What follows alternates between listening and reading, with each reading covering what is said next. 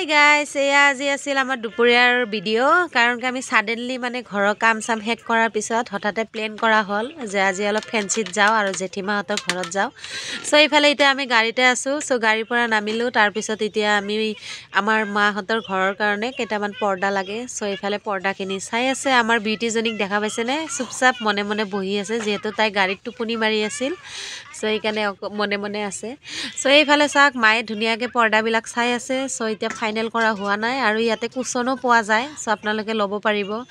So এতিয়া final কৰিলে পৰ্দা কি ল'ব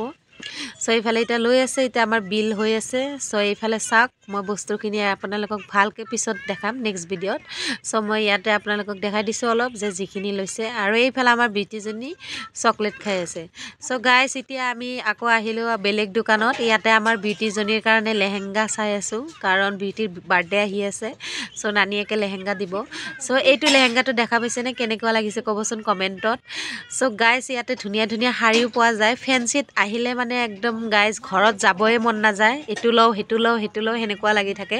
সো এইফালে দেখা পাইছেনে বাহিৰত যে ইমান মানুহৰ ভিৰ মই সৰুৰ পৰাই দেখা পাই আছোঁ ফেন্সিত যেতিয়াই আহোঁ খালী ভিৰ তাৰপিছত গাইজ মই বস্তু কেইটামান লৈ ল'লোঁ আম্মায়েও ল'লে সো এতিয়া ডাইৰেক্ট জেঠিমাহঁতৰ ঘৰলৈ যাম ৰিক্সাত উঠিলোঁ আজিৰ ভিডিঅ'টো ইয়াতে সমাপ্ত কৰোঁ।